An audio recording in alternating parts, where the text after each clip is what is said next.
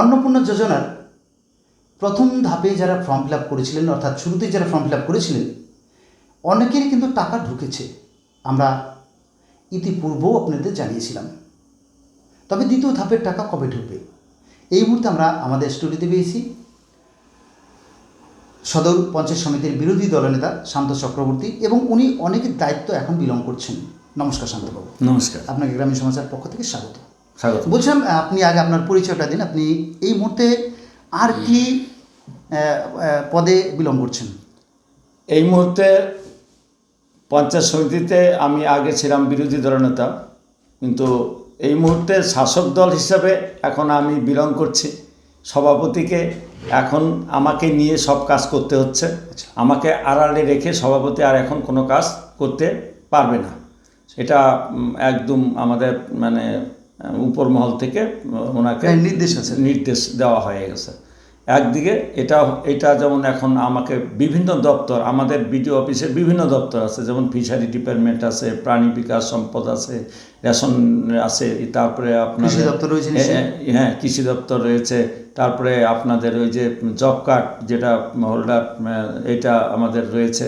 তো বিভিন্ন দপ্তর আমাদের রয়েছে। তো এইগুলো দপ্তরগুলো আমাকে প্রতিনিয়ত দেখতে হয়, এখন সামলাতে হয় আর কি। যে যেখানে সমস্যা পড়ছে, হ্যাঁ, তাকে সেখানে আমাকে তাদেরকে নিয়ে মিটিংও করতে হয়। তা আমাকে নিয়ে মিটিংও করে এবং বিভিন্ন বিষয়গুলো নিয়ে তারা আলোচনার মধ্য দিয়ে একটা সিদ্ধান্তে তারা উপনীত হয়। এই মুহূর্তে বিশেষ অনেক কয়টা গুরুত্বপূর্ণ দায়িত্ব আপনি সামলাচ্ছেন, তাই তো? অবশ্যই। আর পাশে এখন যেহেতু আমার এমএলএ একটা বিশাল এলাকার জুড়ে আছে, তাই উনি আমাকে সাধারণত বিডিও অফিসের এবং তথাকথিত ছোটোখাটো যে সকল দায়িত্বগুলো আছে উনি আমাকে এমএলএ রিপ্রেজেন্টেটিভ হিসাবে কাজ করতে হচ্ছে, তাই তো? হ্যাঁ, কাজ করতে হচ্ছে। বলছি, এই আজকে আমাদের স্টুডিওতে আপনাকে পেয়েছি, কিছু প্রশ্ন থাকবে এবং কিছু উত্তর থাকবে। যে বর্তমানে যে বিষয়টা রয়েছে, যে মানুষ কিন্তু এখন অন্নপূর্ণা যোজনা, সেটা কিন্তু ভাণ্ডার নয়, অন্নপূর্ণা যোজনা, সেই যোজনার নিয়ে গ্রামগঞ্জের মানুষরা কিন্তু এখন ব্যস্ত হয়ে পড়েছেন। একটা 12 পাতার ফর্ম রয়েছে, ফিল আপ করছেন, যদিও হার্ড কপি ফিল আপ করে অনেকেই প্রতিনিধিদের মাধ্যমে অঞ্চলে বা বিডিও অফিসে জমা দিচ্ছেন।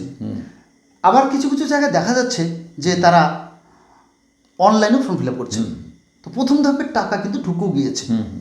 আপনি একজন সরকারি প্রতিনিধি, এই মুহূর্তে বলছি দ্বিতীয় ধাপের টাকা কবে ঢুকবে, সেই বিষয়ে যদি আমাদের দর্শকদের বলেন। হ্যাঁ, শুনুন, তা আমি যেটা বলছি সেদিনও আপনাকে আমি বলেছিলাম, আমাদের চ্যানেলে আপনি সেদিন সাক্ষাৎকার দিয়েছিলাম যে প্রথম দিকে যারা অ্যাপ্লিকেশন করেছে, হ্যাঁ, তারা টাকা পেতে শুরু করে দিয়েছে।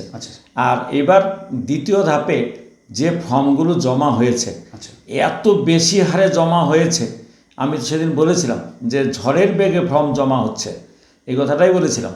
তো এত ফর্ম, কালকে আমার সাথে বিডিও এবং আমাদের রাজগঞ্জের এমএলএ ছিলেন, হারাধন, হ্যাঁ, তা ইনিও ছিলেন, আরও আমাদের অনেকেই ছিলেন।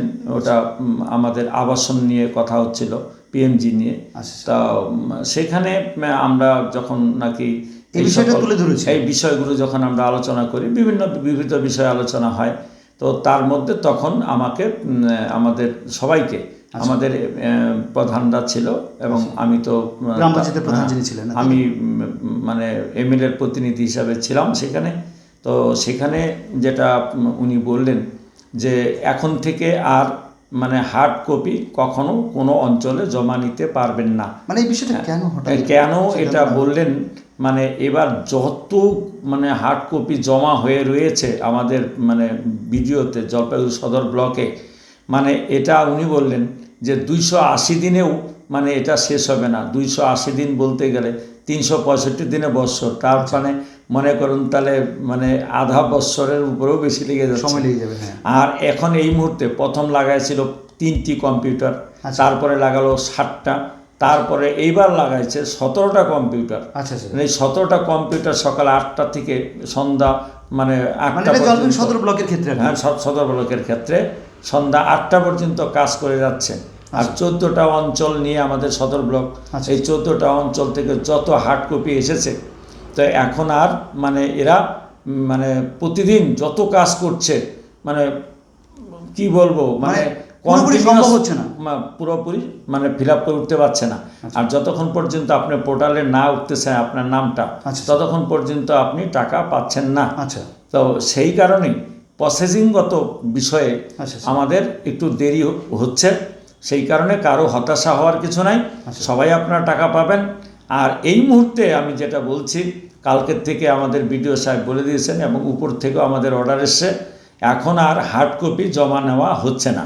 না, আমাদের দর্শকদের একটা কিন্তু কৌতূহল রয়েছে, প্রথম ধাপের টাকা ঠিক সময় পেয়েছেন উপভোক্তারা, দ্বিতীয় ধাপের টাকা কবে নাগাদ পেতে পারেন, মানে এটা কৌতূহল রয়েছে আমাদের দর্শকদের। মানে এই কৌতূহলের উত্তর এটাই, যতক্ষণ পর্যন্ত প্রসেসিং না হচ্ছে, প্রসেসিং একটা সিস্টেম, এখান থেকে আপনারা অঞ্চলে কেউ জমা দিয়েছেন, অঞ্চল থেকে এবার ওটা বিডিওতে দিয়েছে, বিডিওতে একটা প্রসেসিং হচ্ছে, হয়ে ওটা রাইটার্সে পাঠাচ্ছে, ওইখান থেকে টাকাটা অ্যালটমেন্ট হচ্ছে, তারপরে টাকাটা আসছে সরাসরি। মানে দ্বিতীয় ধাপের টাকা এই মুহূর্তে কবে ঢুকছে সেটা বলা যাচ্ছে না, তাই তো? না, দ্বিতীয় ধাপের টাকাটা প্রসেসিং হলেই, যেটাই প্রসেসিং হচ্ছে সাথে সাথে সেই টাকাটা ছেড়ে দেওয়া হচ্ছে, মানে এরকম একটা ব্যাপার আর কি। প্রসেসিং হলেই দ্বিতীয় ধাপের টাকাটা ঢুকে যেতে পারে, ঢুকে যাচ্ছে। দ্বিতীয় ধাপ বলতে কি, মানে প্রথম থেকেই যে ইগুলো মানে জমা হয়ে আছে, এবার প্রথম থেকে প্রথম যেগুলো করেছে তখন তো হালকা ছিল, চট জলদি সব কিছু মানে কম্পিউটার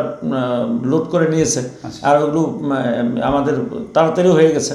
কিন্তু এখন দ্বিতীয় ধাপে আমি যে বললাম না, ঝড়ের বেগে ফর্ম মানে জমা পড়েছে, এত ফর্ম জমা পড়েছে যেগুলো নাকি আমার বিডিও সাহেব কালকে একটু কৌতূহলবশতই বলেছিল যে 280 দিনেও যদি আমার এই কর্মীরা যে হারে কাজ করতেছে যদি করতে থাকে তাহলেও শেষ হবে না। হ্যাঁ, কাজেই এটা আপনাদের একটু, যারা নাকি অধৈর্য হচ্ছে তাদেরকে আপনাদেরকে একটু বোঝাতে হবে, তাদের টাকা অবশ্যই ঢুকবে, কিন্তু একটু দেরি হবে, সময় সাপেক্ষের একটা ব্যাপার আছে। হ্যাঁ, আর এই সময়ে অনলাইন কেন করতে বলছে? হার্ড কপি দিলে এখান থেকে অঞ্চল থেকে বিডিও অফিসে হার্ড কপি, এবার ফর্মুলা মেনটেন্স করতে একটু সময় লাগে, এই কারণে বলছে এখন কী হবে, অনলাইন করে অনলাইনের সাথে আধার কপি, আগে যা যা লাগতো Aadhaar card, voter card, ration card, আপনার ব্যাংকের বই জেরক্স এবং অন্য যে বিষয়গুলো লাগতো, প্যান কার্ড, এগুলো সবই অ্যাড করে দিয়ে আপনি সেলফ অ্যাটেস্টেড করে আপনি এখন অঞ্চল অফিসে জমা দিবেন। জমাটা অঞ্চল অফিসে দিতে পারবেন, আপনি যদি মনে করেন বিডিও অফিসে দিবেন তবুও দিতে পারেন, কিন্তু আপনাকে এখন অনলাইনে মাধ্যমে করতে হবে। যাক, অনেক কথা হলো গ্রামীণ সমাজের পক্ষ থেকে আপনাকে আরেকবার ধন্যবাদ এবং স্বাগত। নিশ্চয়ই পরবর্তীতে দেখা হবে। নমস্কার।